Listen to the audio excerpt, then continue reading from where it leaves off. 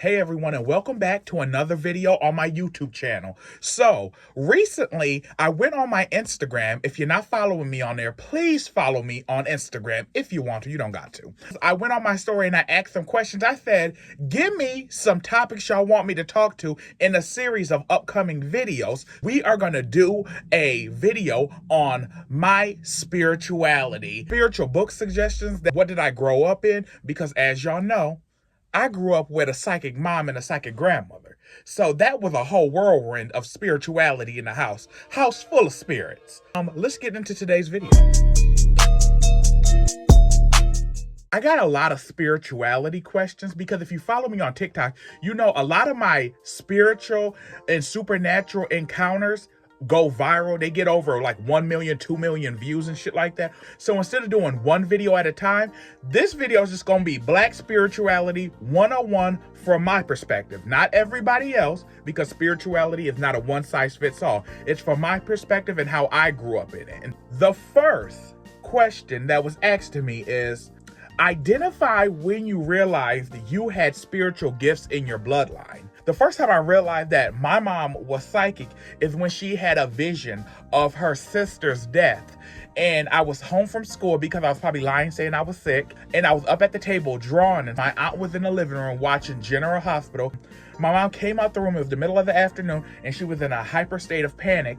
And she saw one of her sister's death. And my mom is the youngest of 9 siblings. My mom said, I seen 6 of us in the front row of a funeral, and there was a little old lady hunched over crying. They knew the little old lady was my grandmother, but there was like 6 girls in the front row, but there's 7. It ended up being my aunt, one of my aunts that lived with us. And that's when I knew for a certain, oh, this shit is real. That happened when I was like in 4th or 5th grade. If I go back further, just spiritual, supernatural, unexplainable shit happened. That's why I always say, I feel like Black people and people of color live in a never-ending state of magical realism, where it's like magical shit happens in our life and it's just every day. Like, we don't question it. It's just like, it's a normal occurrence. I remember when my grandmother's brother died, back when this had to be 99, 2000, we had 3 doves on the wall. My grandmother and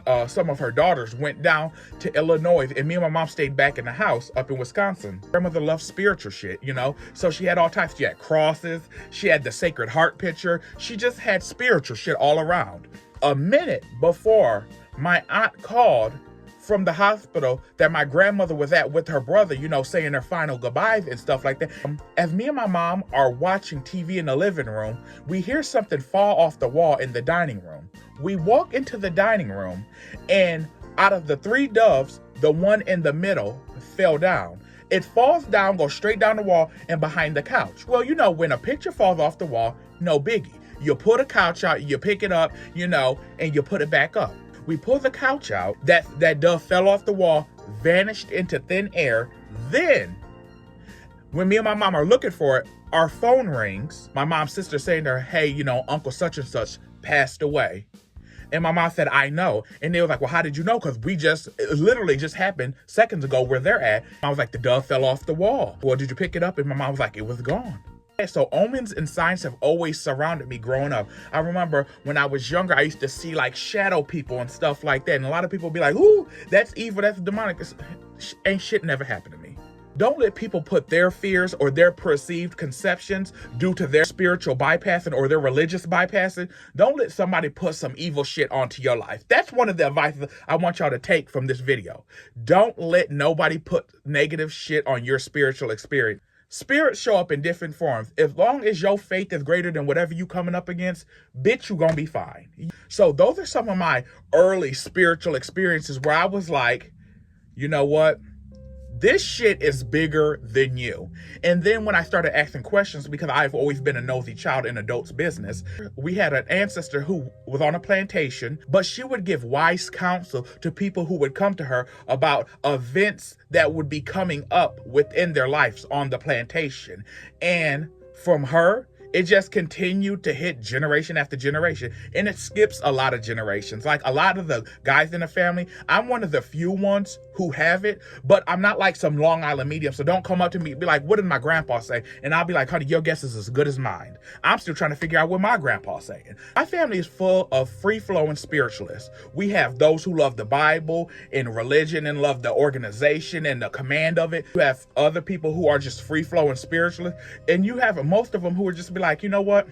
I do good to you, you do good onto me, and I'm keeping it very simple. I consider myself more of an omniism. I'm gonna put the definition that I find from Google right here. And this pretty much describes on how I go through spirituality, religion, or whatever you want to classify it as. This is omniism. Hey y'all, so editing me here, I just want to add a little bit more to the definition of my type of omniism. And with that being said, I just want to let y'all know. So my type of omniism, I don't practice all religions. The way I look at omniism is I respect and I believe everybody's religion that they practice, if you practice one, is a truth. I believe every religion has a fraction, not the whole, has a fraction of a universal truth of God, the creator, the God of your understanding, whatever that may be. I think there are truths in all religions, and they've been fractioned off in the world to certain people based on their belief, their culture, their environment, and their understanding of the way things and the elements of nature work. That's my type of omniism. I don't practice all religions and stuff like that. I respect them, and I feel every religion on this earth, even the ones you may not agree with, have some type of universal truth. That's my type of omniism. Anything else you see online, I don't know about that, because I feel like the world is too vast, too complex, and too much of a spectrum to think of one religion being the one way and the only way. And it says the second half of the question is identify when you realized you had spiritual gifts. Well, from a young age, I was always able to call out sickness in certain family members. And so, like, for an example, the first time I called out sickness was with my grandmother. And it was a month before she had her first stroke in the late 90s. And for some reason, I can't explain it. It's one of those situations where when it happens, it's just like a call that comes over you. I could just look at her. And I was like, I remember I said to my aunt, I said, Granny's gonna get sick. And you know how black people, they're very superstitious. Don't talk that into existence, even though I'm a little ass kid. Don't talk that into existence. Don't do that. Don't say that. You're gonna speak it up. Because, you know, we superstitious people. I was like, no, something's wrong with Granny. Then a month later, she had her first stroke ever. She survived it, came back full force, everything. And then when my aunt died, I went into the afterlife with her, and I seen her go into the great beyond. However, middle school was hell for me. So with bullying and stuff like that, I never really paid attention to like how cool it was to have a psychic mom or have a psychic grandmother and stuff like that. Like, my grandmother was so psychic. My grandpa used to call her a witch because she was able to tell him the women he was cheating on her with. She would describe them, tell him the conversation they had, and he would go towns over knowing she can't drive. And this was in the 40s and the 50s. So it wasn't like niggas was taking pictures and, oh, I got this old vintage side bitch. No, my grandma, her third eye been open since birth. My grandma, she grew up in the church. So, you know, I would have loved to hear her lived experience of growing up in a black church in the 30s and the 40s and stuff like that, and being heavily psychic as she was, because she never hit you. You didn't like it, don't ask the questions. People make it sound so extraordinary, but when it's your reality, your lived experience, it's just everyday life. If I were to talk to my mom and she would have been like, oh, I seen this. My mom having dreams of ancestors or people coming to her, giving her messages that, you know, won't come true till like months later or weeks later or days later.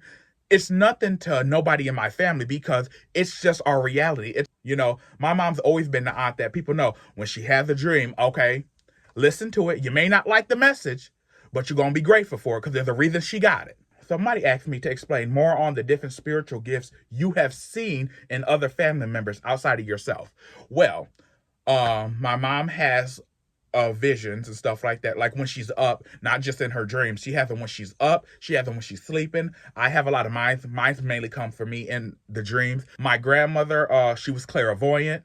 Cousin that's everybody has empathy, but not a lot of people have enhanced empathy. I have a cousin that has clairaudience, who can hear spirits, but she can't see them. One cousin, people underestimate the spiritual of being able, having like divine words. Like I have a cousin that will quote you the Bible, will pray over you, and you will feel the energy shift. Like, that girl is a prayer warrior. And like I told her, in another life, honey, you would have been a powerful conjure woman.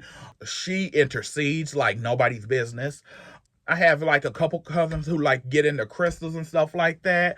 I had aunts that got into crystals, and a lot of the stuff that's considered new age is shit I was seeing in the 90s and early 2000s. So that's why I'm like, this is new to a lot of people, but this was just my growing up reality. So what I love the most about my family is they didn't need the approval. They didn't give a fuck of like how the church may view them. They knew their relationship with God was personal. It's not for man to judge. It's not for their approval of, oh no, you shouldn't do this, or fortune tellers this, they didn't give a fuck. They knew that their relationship with God was parallel, up and down. I don't give a fuck what this person said. I don't give a fuck if this person approves of it. As long as you know what you answer to, fuck the world's opinion. You guys, so there was a couple questions I came across that I realized I forgot. So I'm recording this section and I'm gonna add it into the video because I want to get it all together when it comes to spirituality and keep it moving. So the question that I forgot to add into this video when I already recorded it 2 days ago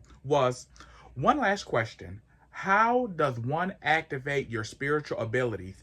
Top 10 ways or tips and tricks. So first I want to say thank you for asking the question. That's a good question. However, I want to tell you, you are a spiritual being having a human experience right now. Your spiritual gifts are probably already activated. You just don't pay attention to it. The best thing I can say, I don't know if I even have 10. I can just tell you what I do, and then you take it and make it your own. Because everybody's stuff gets activated differently. Some people's abilities activate due to trauma. Other people's third eye has been open since they were birthed. Other people, they grow into it. Some people's third eye isn't meant to open until later on in life. Some people, third eye and spiritual gifts open up in church. Other people's open up in nature.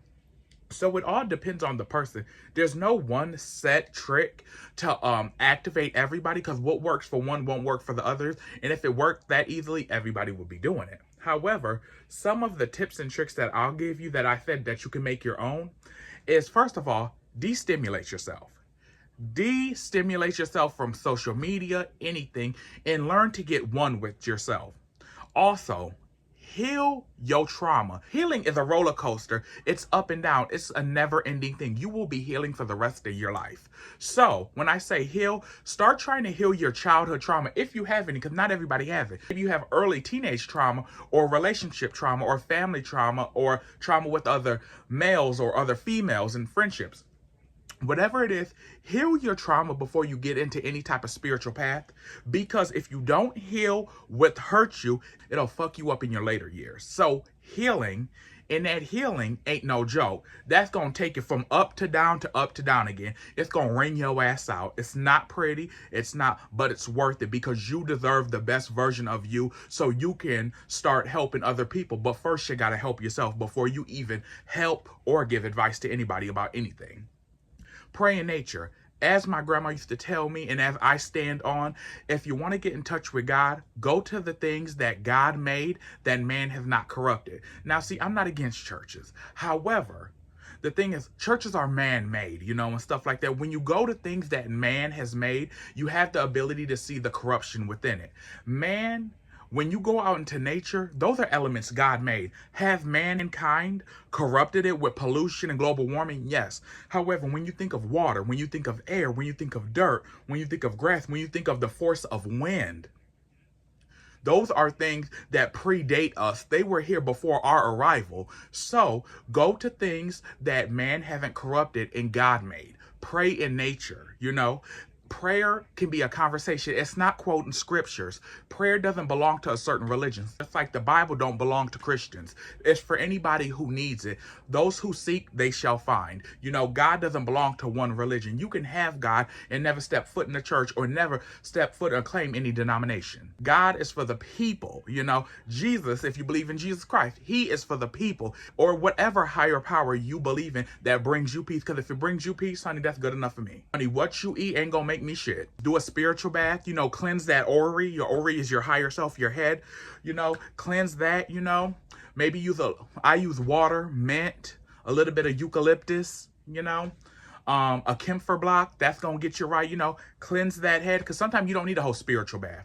You don't need to be looking like you're sitting in a thing of soup in the bathtub. Sometimes you just need a head cleanse to get all that fogginess, that chaoticness, everybody else's energy off of you.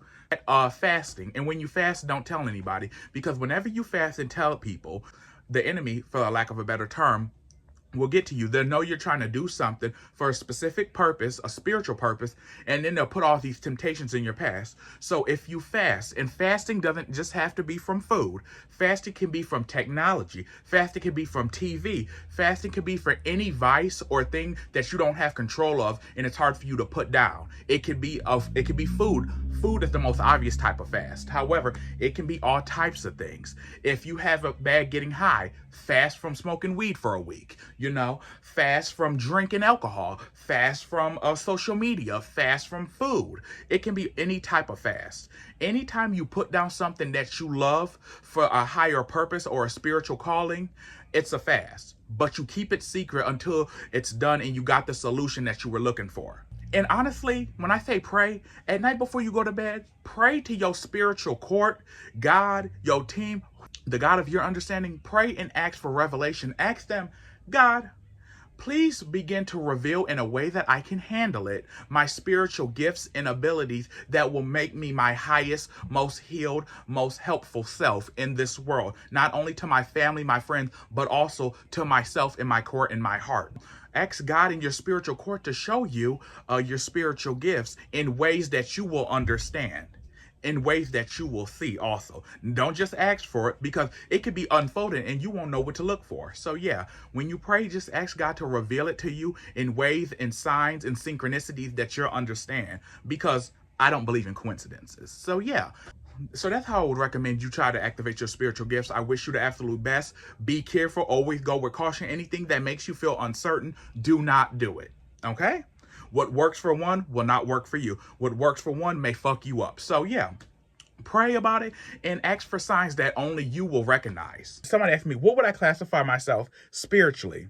Well, I don't consider hoodoo. Hoodoo is not a religion. It's a practice, you know. I call it spiritual hygiene. It's a way of life. But honestly, I consider myself a Black spiritualist. I don't know what that is, but it just, you know, I used to consider myself a spiritual hippie, but that sounded too culture appropriating. I'm Black. I'm Black as fuck. So yeah, you can call me a hoodoo. You can call me a Black spiritualist. You can call me just a spiritualist. I do what makes me happy, and I do good on the others, and I hope they do good on me. If they don't, I'm not tripping over it. I try to take care of the earth because the earth takes care of me. I don't believe in tithing to the church. I believe in tithing to the community. I believe in tithing to nature. I believe in tithing to things I can see an instant return on. If I want to give to somebody less, I'm going to find somebody homeless and give the money to. That's it. If I want to see a change in my community, I'm going to start picking up trash when I'm going on my walks. I'm going to do X, Y, and Z. If I see a litter, I'm going to pick it up. I want to pour into stuff and being okay if it doesn't pour back into me. That's how I tithe. Give us spiritual books you should read. Want to know about hoodoo, because a lot of y'all getting into hoodoo because y'all seen Sinners, even though a lot of y'all families have been doing hoodoo and y'all didn't realize that they was doing it in your face and just called it something else. Just doing the Lord's work is what a lot of people call hoodoo. Mojo working. If you want, before you practice anything, you should learn the history. If you don't know what you're practicing, where it came from, you damn sure ain't gonna know where you're going. Mojo Working is a good beginner-friendly introduction into hoodoo and the history. No hoodoo book that you're looking for will teach you workings. Well, some of them will. I'm not gonna lie.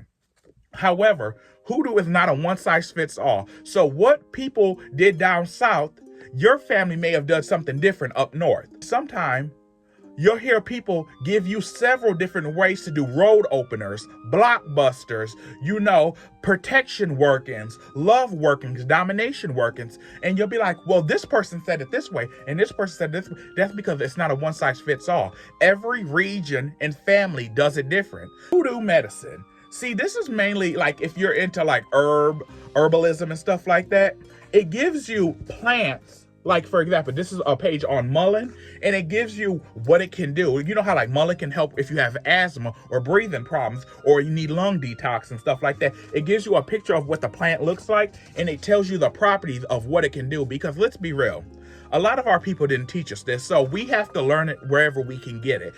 Another spiritual book on herbs that I would recommend, if you want to learn about herbs, and if you're like just trying to make a more healthier plan for your life, you know, because you can learn about herbalism and still be, you know, whatever spiritual practice or religion you are.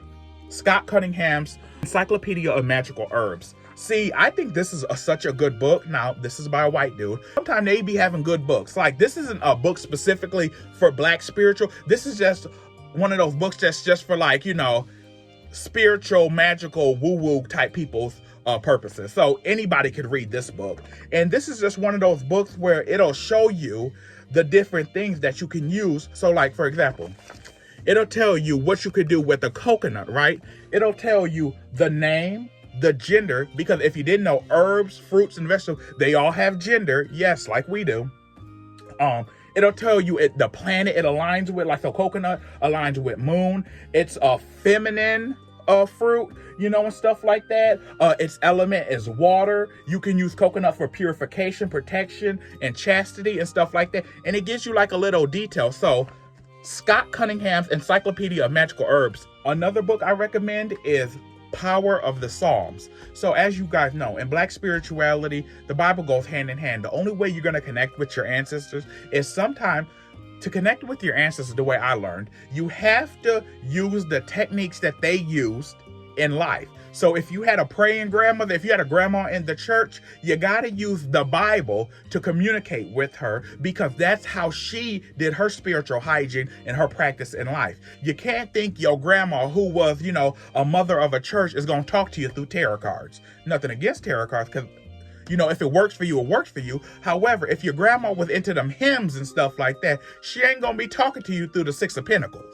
It just don't work like. Now, if you had an aunt or a family member that got into tarot cards, then, girl, that's easy, a direct connection. Talk to your ancestors in the way they practice, not the way you currently practice. So that's why with Black spirituality and Hoodoo, you can't do Hoodoo. Well, other people will believe otherwise. You can't do it without the Bible. That's another book I recommend. Read them first 5 books of the Bible. Learn about the prophets.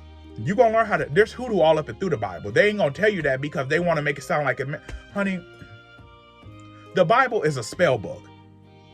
I hope they don't get nobody mad, but if it do, oh well. But yeah, the Bible, there's so many spiritual workings. They talk about hyssop. The Bible has crystals in it. The Bible has herbs. The Bible has rituals. Your Bible is the greatest spell book you ever have. They just gonna call it something else to make themselves feel better about it. Another book I recommend is Black Magic by Yvonne Choureau. Now that tells another history of how the Black church, Black spirituality came to the United States, and they used Christianity as a cover because Black people, our enslaved ancestors, could not practice openly the way we can today. So they had to synchronize certain things into the church, which is why a lot of the things into the church come from Africa. You know, like catching the ghosts and stuff like that. Before the slaves got here, honey, I guarantee you, them Protestants and them Puritans wasn't catching no motherfucking ghosts. The ghosts are maybe killing women and hanging them as witches because the cow dropped dead, but that's about it. They wasn't catching no good Holy Ghost. The Day God Saw Me as Black, A Journey of Liberated Faith.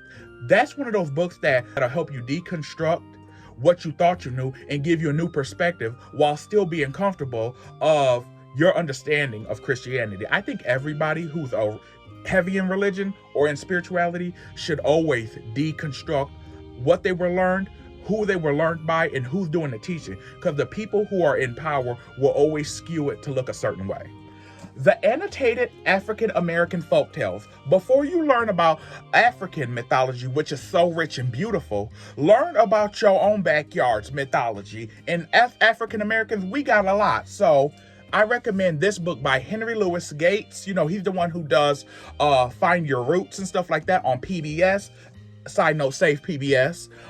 Yeah, it's full of mythologies and stuff like that. One of my favorite mythologies is the Flying Africans. It's what inspired my patron saint Toni Morrison's my favorite book of hers, Song of Solomon. That's another one. If you want to learn about Black spirituality, look up old school Black authors. Farmer's Almanac, if you know, you know. With the Farmer's Almanac, it'll tell you moon cycles, when you should plant things. During the waxing part of the moon, as the moon, when it's waxing, think of it, wax on, it's getting bigger.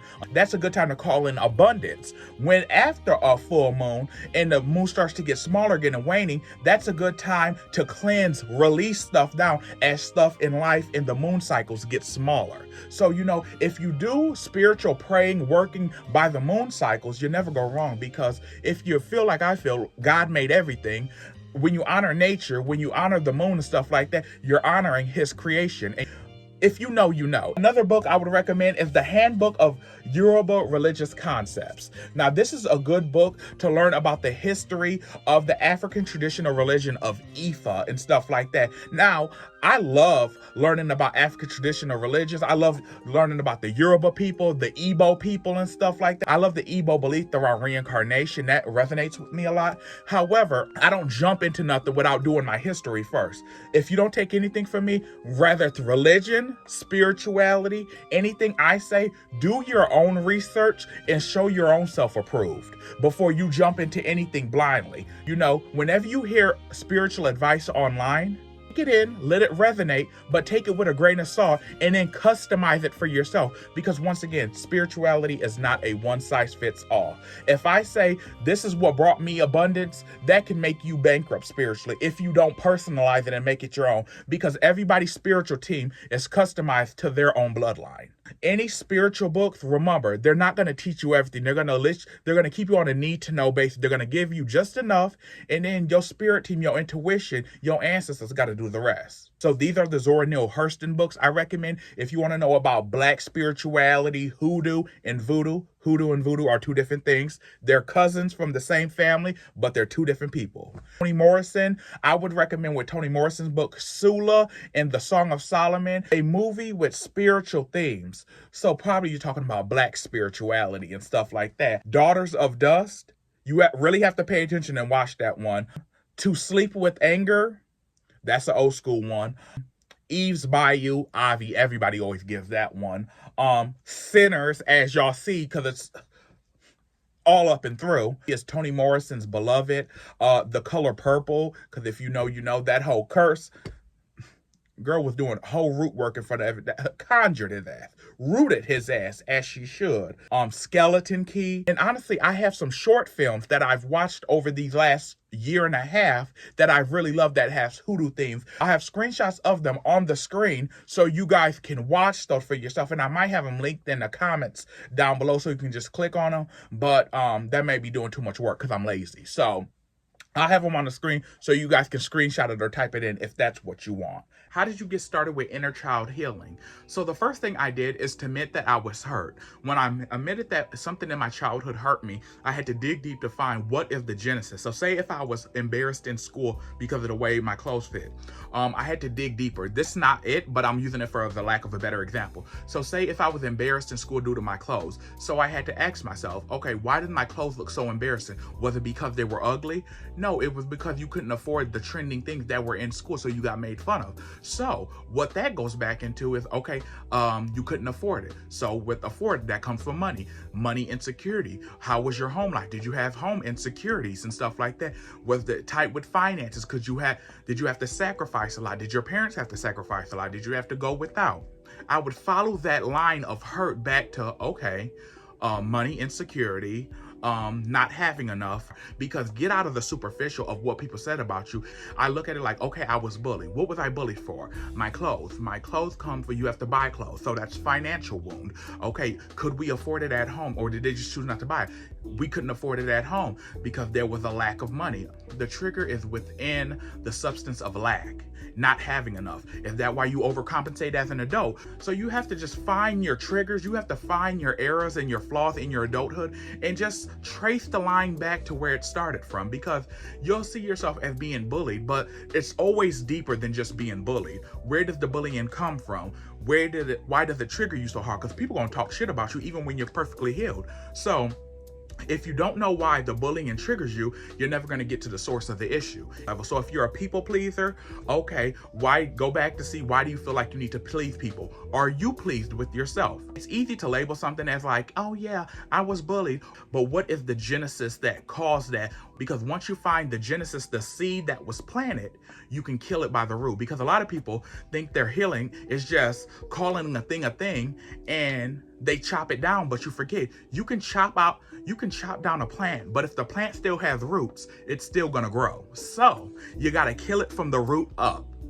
So with that being said, lastly, I just want to close out this video with saying that don't let nobody demonize your spiritual beliefs. If it brings you peace, you need to answer to nobody but your divine source, your calling, your father, the person that you believe. The God of your understanding is who you have to answer to. You have to answer to no man. The only thing you have to do with your fellow man is treat them kindly, treat them how you want to be treated, and try to do your best upon them.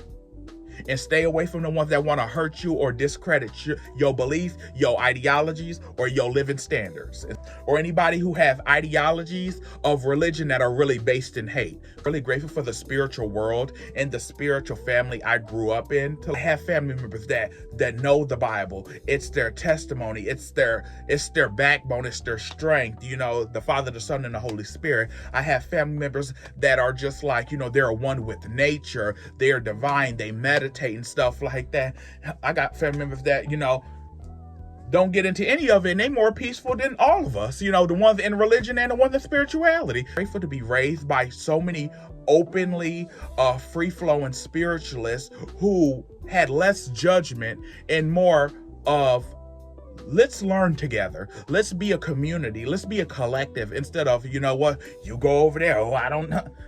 It was not like that, and I'm grateful for that. I'm grateful that I have memories of my childhood sitting in front of the TV watching cartoons, and my aunties would be up in the kitchen gossiping, and of course I'm ear hustling because I'm nosy. Just kitchen table talk with their coffee, you know, some smoking their Virginia Slim cigarettes, you know, gossiping, mouth going 24/7, and it would go into spirituality, and it would tell you these epic tales of their lives they lived and stuff like that, their trials, their tribulations, how they got defeated and they came back. And I remember hearing in their conversations, it always just felt so whimsical and magical because I would have certain aunties who could recall their past lives and they could describe what they looked like, their hair, their texture, the jobs they did and stuff like that. I remember hearing my aunts talk about their past lives, and they would talk about it very a matter of fact, and they didn't give a fuck if you believed them or not. I remember growing up and hearing my mom talk about how in the 80s, which is on my podcast, Bishop.Mortimer's Day Off, the behind the scenes story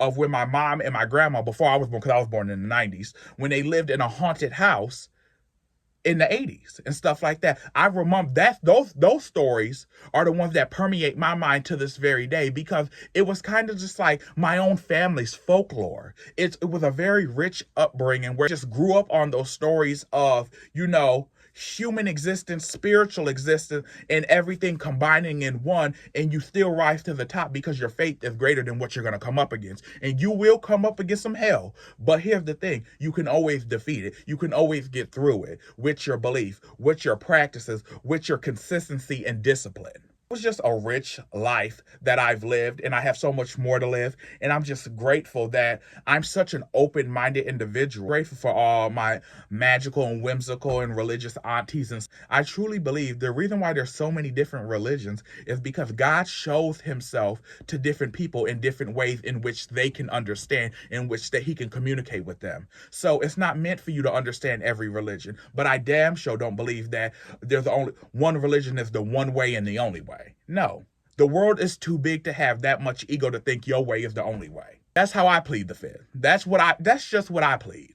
Last minute advice I could give y'all, if y'all have dreams that you can remember, there's a message in it. Get yourself a dream journal and get to writing that shit down. You know, write your dreams down. They may not come true today. They may not happen tomorrow. What you see in your dream may be metaphorical. You may have to look at the definition and look at things a little deeper in the underbelly of it. But remember, You don't see things for no reason. Thank you guys. Don't forget to like, comment, subscribe.